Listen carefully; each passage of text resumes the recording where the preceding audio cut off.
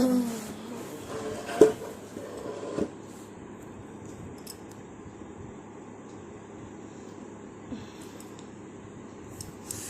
Morning students. सबसे पहले मैं समास की परिभाषा बता रही हूँ। समास का अर्थ होता है संक्षिप्त करना, अर्थात किसी भी चीज को छोटा करना, मेल करना। यथा राजा का पुत्र राम पुत्र, जैसे राजा का पुत्र ये लंबा है, देखिए बोलने जैसे हम कहते हैं राजा का पुत्र, इसको हम राजपुत्र लिख देंगे तो का विभक्ति है, जो ये तत्पुरुष समास का भेद है। तो इसका जो ये शब्द है तत्पुरुष समास में आएगा, क्योंकि जो का लोप हो गया है। दो शब्दों का मेल, विभक्ति चिन्ह का लोप हो जाना। क्या होता है समास? दो शब्दों का मेल और विभक्ति चिन्ह का लोप हो जाना। दो पद मिले समस्त पद, है ना, पद अलग हो जाना, समास विग्रह उसको कहा जाता है। समास के 6 प्रकार होते हैं: द्वंद्व समास, दिग्गु समास, तत्पुरुष समास, कर्मधारय समास, अव्ययीभाव समास और बहुव्रीहि समास। द्वंद्व समास दोनों पद प्रधान होते हैं इसके। देखो पहला पद होता है और दूसरा पद, दोनों ही प्रधान होते हैं। इनके बीच में इनकी जो निशानी होती है और या लुप्त, बीच में योजन चिन्ह, मैंने कल भी बताया था। योजन चिन्ह, योजक चिन्ह जो होता है ना, ये देखो डैश लगा हुआ है बीच में, इसका लोप हो जाता। लोप का मतलब होता है छुप जाता है, और या जो योजक चिन्ह लगा होता है ना वो छुप जाता है। द्वंद्व समास में माता पिता, है ना, इसका मतलब क्या होता है? माता और पिता, माता और पिता। लेकिन कैसे लिखते हैं इसको? योजक चिन्ह लगा के लिख देते हैं माता पिता। रात दिन मतलब रात और दिन। पाप पुण्य, पाप और पुण्य, सीताराम।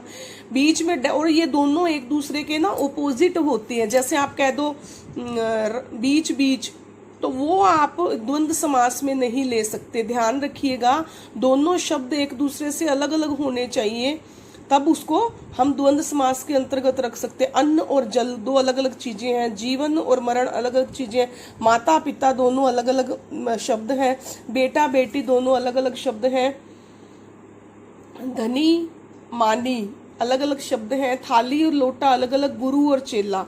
ठीक है, इन सब में क्या हुआ है? और शब्द का लोप हो गया, डैश लग गया है। दूसरा है दिग्गु समास। प्रथम पद संख्यावाचक होता है, दूसरा पद प्रधान होता है। जैसे नवरत्न, तो इसका नव माने नो, नव को अगर नव और रतन दोनों को अलग अलग करोगे तो क्या मतलब निकलता है?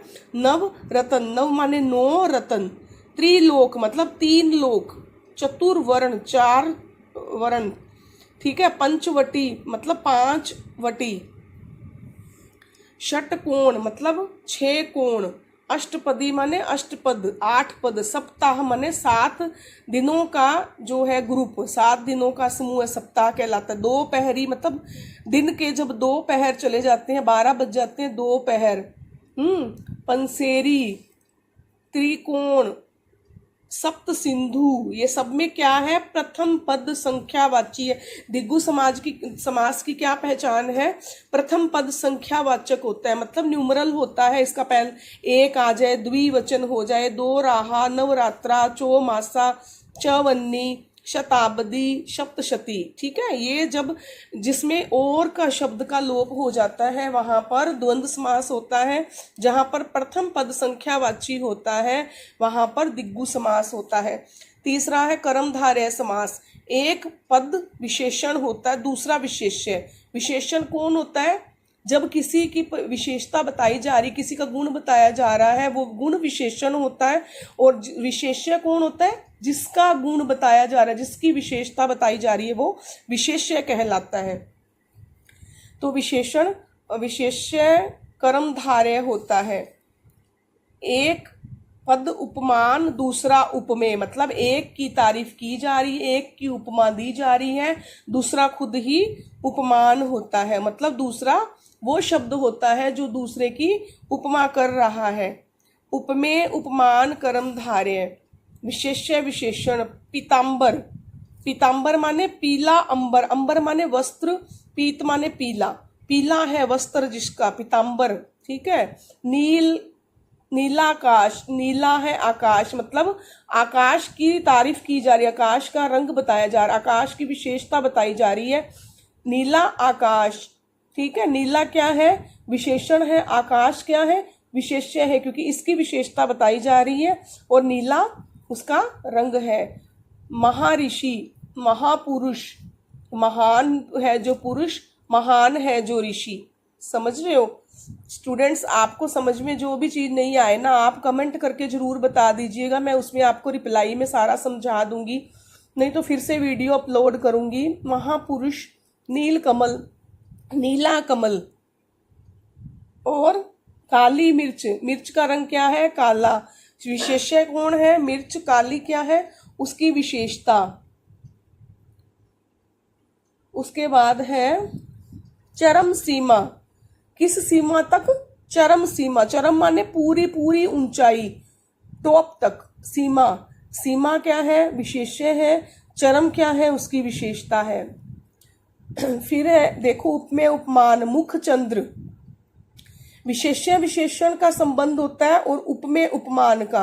विशेष्य विशेषण समझ गए? विशेष्य वो होता है जिसकी विशेषता बताई जा रही है, विशेषण वो होता है जो विशेषता बताई जा रही है, ठीक है, जिसकी बताई जा रही है वो विशेष्य होता है। उपमेय वो होता है जो उपमा करने योग्य होता है। उपमान वो शब्द होता है जिससे उपमा की जा रही है। मुख चंद्र, अब मुख क्या है? मुख रूपी चंद्र। मुख चंद्र का मतलब है मुख रूपी चंद्र। तो मुख क्या है? उपमेय है। उपमान क्या है? चंद्रमा। किसके साथ उपमा की जा रही है? मुख की किसके साथ कंपैरिजन किया जा रहा है? चंद्रमा के साथ। विद्या धन, विद्या रूपी धन, ठीक है। विद्या क्या है? और धन भवसागर, सूर्य मुख, सूर्य के समान मुख। प्राण प्रिय माने प्राणों जैसा प्रिय। अब देखो अंतर क्या है? दिग्गु समास में प्रथम पद संख्यावाचक विशेषण होता है और कर्मधारय में सामान्य विशेषण। ध्यान रखिएगा, दिग्गु में भी विशेषता बताई जा रही थी, लेकिन उसमें पहला पद जो है वो नव, त्रि, दो राहा, चौमासा, चतुर्मुख, है ना, इस तरह से सप्ताह। पहला पद संख्यावाची होगा, न्यूमरल होगा, जो नंबर होता है आपका वो बताया जाएगा। और दूसरे जो कर्मधारय है उसमें विशेष्य, एक की विशेषता बताई जाएगी, दूसरा विशेष्य होगा, या एक उपमेय होगा, दूसरा उपमान होगा, ठीक है। ये दिग्गु और कर्मधारय समास में अंतर है। नेक्स्ट है तत्पुरुष समास। अब इसमें होगा दूसरा पद, जो सेकंड जो शब्द होगा ना वो प्रधान होगा, वो मेन शब्द होगा। कर्ता तथा संबोधन के सिवाय अन्य विभक्तियों के चिन्ह लोप हो जाते हैं। कर्ता तथा संबोधन के सिवाय जो भी विभक्तियां हैं ना उनके चिन्ह लोप। विभक्तियां कौन सी होती हैं? जो कारक के जो आते हैं ना, आपके कारक के शब्द और विभक्तियां। कारक की जो विभक्तियां चलती है ना, कर्ता ने, कर्म को, करण से, संप्रदान के लिए, अपादान से, संबंध का, के, की, रा, रे, री, अधिकरण में, पर।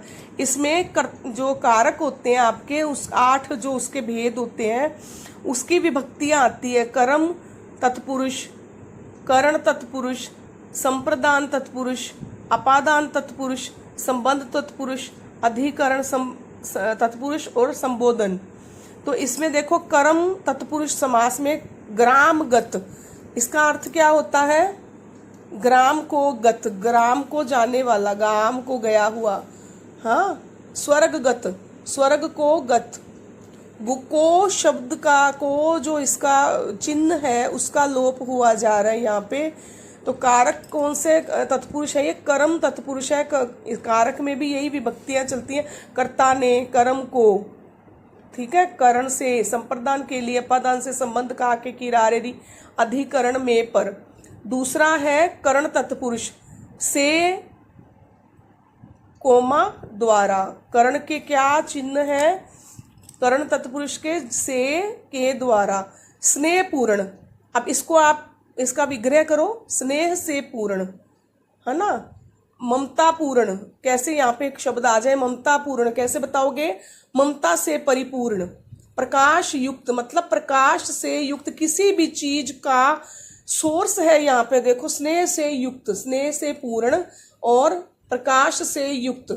रेखांकित रेखांकित, वाण हस्त, हस्तगत, और क्या है नेक्स्ट है। यहाँ पे थोड़ा सा ना ये दिखाई दे रहा शब्द इसमें ना मिट गया, बहुत पुराना है ये नोट्स, इसलिए ना यहाँ पे एक मिस हो गया है शब्द, कोई बात नहीं।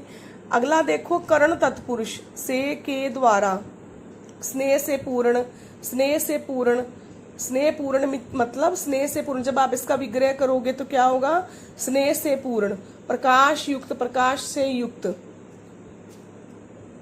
मन चाहा, मन से चाहा गया, तुलसी कृत, तुलसी द्वारा कृत मतलब तुलसी के द्वारा लिखी हुई रचना, ये सोर्स है के द्वारा, से का मतलब है से या के द्वारा, अर्थात कोई भी जब साधन से कोई काम हो रहा है उसे कहते हैं से के द्वारा। उसके बाद है ईश्वर प्रदत्त, ईश्वर के द्वारा प्रदान किया गया, हमें ईश्वर के द्वारा प्रदान किया गया, साधन कौन है यहाँ पे, ईश्वर। अगला देखो, संप्रदान तत्पुरुष। स्टूडेंट्स, आपको कुछ भी डाउट रहेगा ना, कुछ भी समझ नहीं आया ना, तो आप मुझे कमेंट बॉक्स में लिख दीजिएगा, मैं आपको रिप्लाई करके बता दूंगी।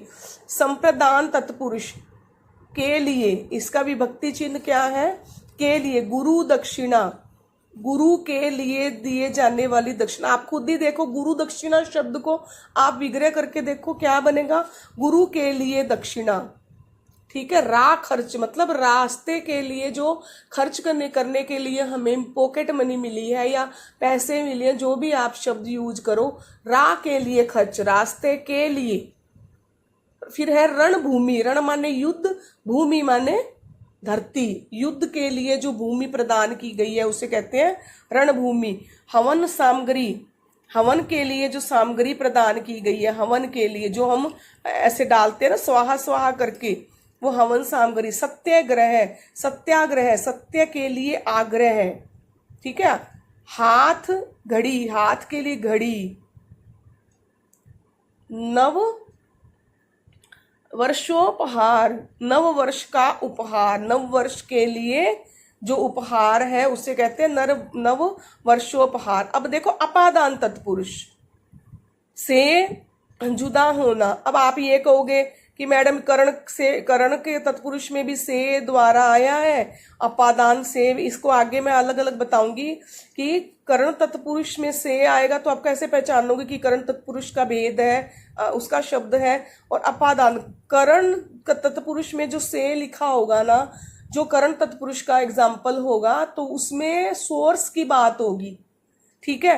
अपादान में हमेशा अलग होने की बात होगी। जैसे पेड़ से पत्ता गिरा, पेड़ से पत्ता अलग हो गया ना, पेन से हमने शाई को ऐसे छाट दिया, पेन जब इंक वाला पेन होता है और वो नहीं चलता तो हम ऐसे इंक को ऐसे झाड़ देते हैं, तो वो अलग हो गई ना पेन से इंक। आंख से आंसू गिरा, तो ये सारे क्या है, अपादान तत्पुरुष के उदाहरण है। जुदा होना लिखा है ना, देखो, जुदा होना, अलग हो जाना। ऋण मुक्त, ऋण से मुक्त कब, कैसे, कर्ज से मुक्ति कैसे, जब हम कर्ज किसी का चुका देते हैं, चाहे वो माँ के दूध का कर्ज हो, चाहे वो किसी के पैसों का कर्ज हो, चाहे वो किसी की मदद का कर्ज हो, किसी ने हमारी सहायता की, हमने उसका ऋण चुका दिया, हम ऋण से मुक्त हो गए, मतलब ऋण से हम जुदा हो गए, ऋण से हम अलग हो गए। धर्म भ्रष्ट, धर्म को जो छोड़ देता है, जो त्याग देता है, जो धर्म से अलग हो गया, वो धर्म से भ्रष्ट बोला जाता है उसको। पथ भ्रष्ट, पथ से जो रास्ते से भटक गया, मतलब अलग हो गया, रास्ता छोड़ के भटक चुका है। चिंता से मुक्त, चिंता को छोड़ दिया। बलहीन, बल को छोड़ दिया, बल से लेस हो गया, मतलब उसके पास अब क्या नहीं है, बल नहीं है, ताकत नहीं है। जन्मांध, जन्म से ही जो जिसकी रोशनी गई हुई आंखों की, जुदा हो गई, जन्म से ही रोशनी चली गई, मतलब अलग हो गई आंखों से। अब है संबंध तत्पुरुष, इसमें आपको संबंध हो गया, का के की रा रे री, का के की रा रे री। देखो, नगर सेठ, नगर का सेठ, का आया ना, देखो आपको कारक की विभक्तियां याद करनी होगी। विद्यालय, विद्या के लिए आल्य, विद्या का आल्य। राष्ट्र का पति, राष्ट्रपति। चंद्र प्रकाश, चंद्रमा का प्रकाश। राजपुरुष, राजा का पुरुष, मतलब राज्य का जो पुरुष है। प्रभु भक्त, प्रभु का भक्त, ईश्वर का भक्त। गंगा का जल, गंगा जल। राजमाता, राजा, राज्य की माता, और राजा की, हाँ यस, राजा की माता, राज्य माता। जलधारा, जल की धारा। बैलगाड़ी, बैल की गाड़ी, बैलों की गाड़ी। और रोज, राज आज्ञा, राजा की आज्ञा। अब देखो अधिकरण, इसमें विभक्ति चिन्ह है में और पर। जल मगन, जल में मगन। वनवास, वन का, वन को वास, ठीक है। वन में वास, वनवास माने वन में निवास करना। फिर है नर श्रेष्ठ, नरों में जो श्रेष्ठ है, मतलब इंसानों में जो श्रेष्ठ है। अब है जगत विख्यात, जगत में जो फेमस है, विख्यात, ये विख्यात शब्द है, थोड़ा सा मिट गया है नोट्स ना, इसमें टाइप नहीं हुआ अच्छे से, मतलब वो छपा नहीं है, प्रिंट इसका सही से हुआ नहीं। जग विख्यात, जग से विख्यात, जग में विख्यात। और है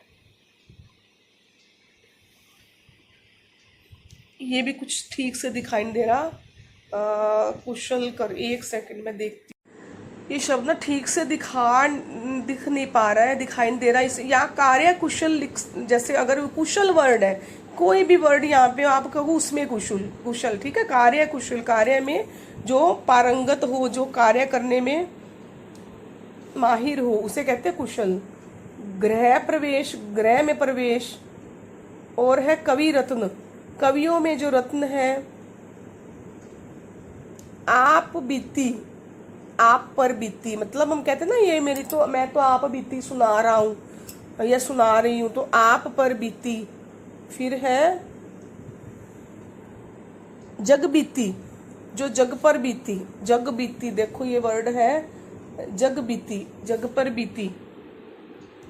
नेक्स्ट है अव्ययी भाव समास। अव्ययी का मतलब होता है, देखो दो, इसका आप लिख लो इसको ओब्लिक लगा के। अव्ययी भाव समास, अविकारी जो वर्ड होते हैं ना, अविकारी, जो जिसमें कभी विकार उत्पन्न नहीं होता। जैसे आप कहोगे यथासंभव, राधा ने यथासंभव कोशिश की, राहुल ने यथासंभव प्रयास किया, मतलब जितना उसकी कैपेसिटी में था। तो इस पर लिंग, वचन, काल का कोई प्रभाव नहीं पड़ता। ये जो प्रथम पद अव्ययी होता है उसका, वो वहां पर क्या होता है, अव्ययी भाव समास होता है। दो पद होते हैं, जब विग्रह करते हैं दो पद बन जाते हैं। उसमें पहला पद वो पद होता है जो कभी चेंज नहीं होता, किसी भी काल में, किसी भी परिस्थिति में, किसी भी उसके द्वारा चेंज नहीं होता, मतलब लिंग, वचन, काल का उस पर प्रभाव नहीं पड़ता।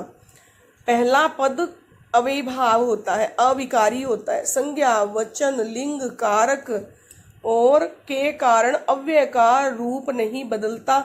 यथाशक्ति, यथा सामर्थ्य, यथा परिस्थिति, जैसी भी परिस्थिति हो, जैसा भी सामर्थ्य हो, यथाशक्ति जितना भी सामर्थ्य हो।